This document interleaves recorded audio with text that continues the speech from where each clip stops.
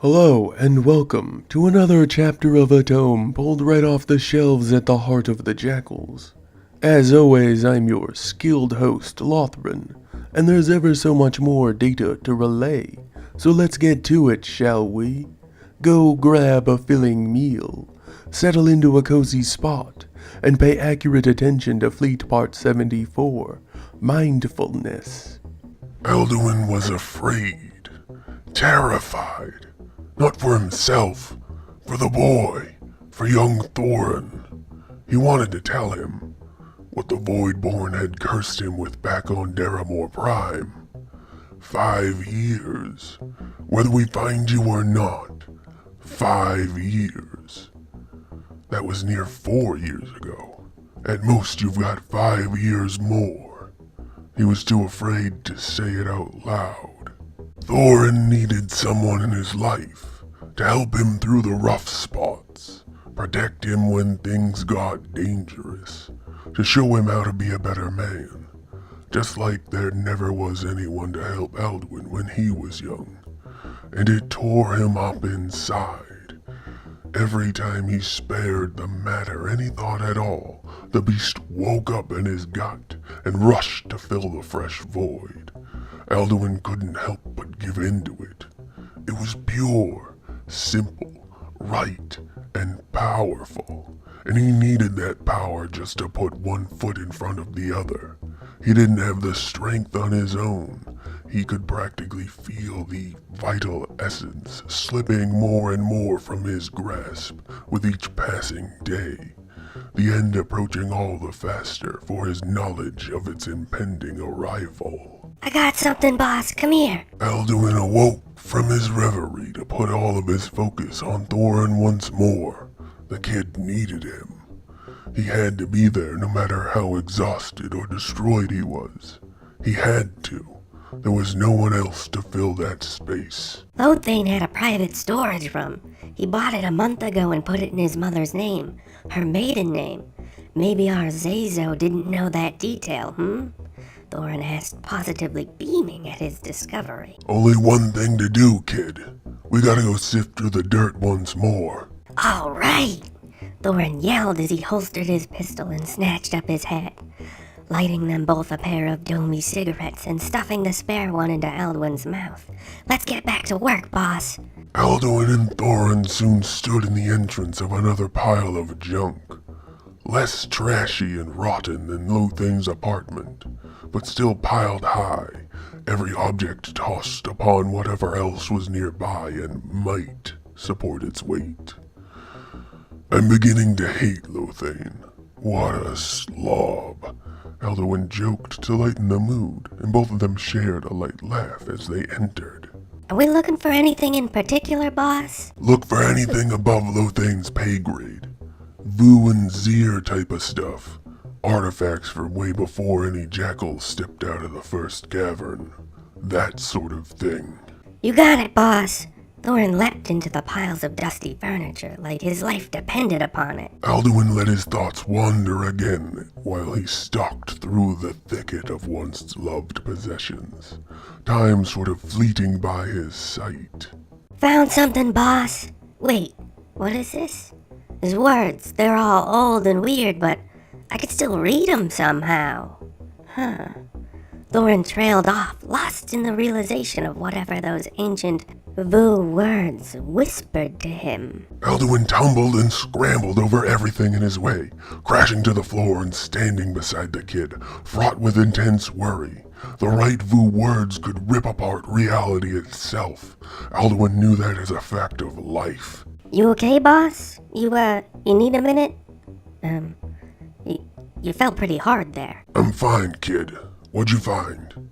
It looked like some kind of mirror, but it wasn't reflecting anything around them. Oh, I don't know what it is, but the words here, they say, what you seek.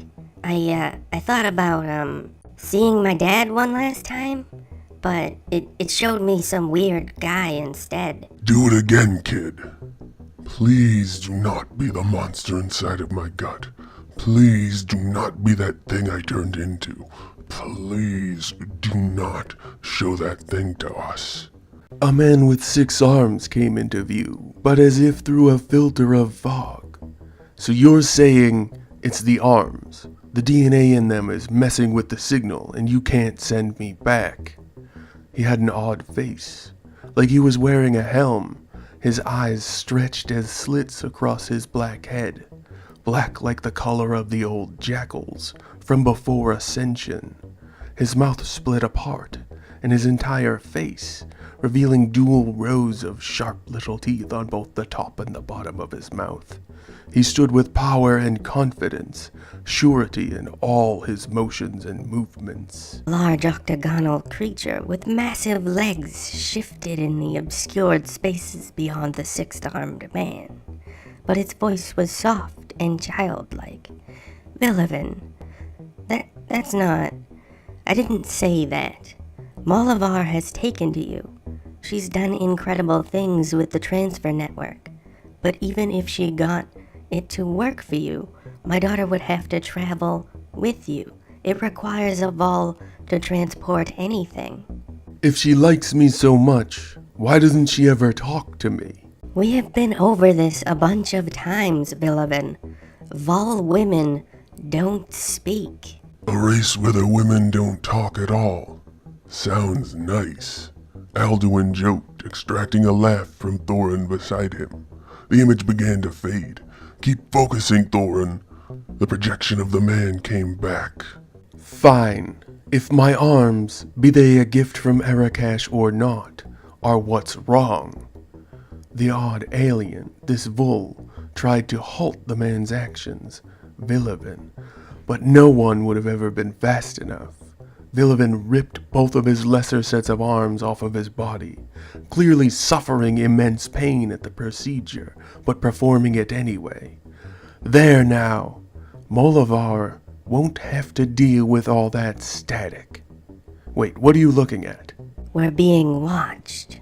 The Vul twisted its massive body toward the mirror. Alduin smashed it without a second's thought, not knowing if he was destroying his last clue to figuring out who Modal was. Protecting Thorin was all that mattered. What'd you go and do that for, boss? That thing was cool. It was so strange looking. Its body was split by a big old mouth, and its eyes glowed crazy cool light. A Vul. Awesome. I fell, Alduin lied. Come on, there's a bunch more stuff to look through. Alduin was terrified, stricken by horrendous amounts of fear, stabbing right through the very core of him. And so it is. Our time together has once more come to a close. I hope each and every one of you enjoyed the tale as much as I have the telling of it. As always, I've been your dedicated host, Lothran, and this was Fleet Part 74, Mindfulness, another tale right from the heart of the Jakuls. And now, sadly, ever so sadly, we must once again part ways. Korvoth, guide them back along the proper path, back to the safety they know all too well. Yes, sir, Lothran. Oh, Villivan's been a while since we've seen him.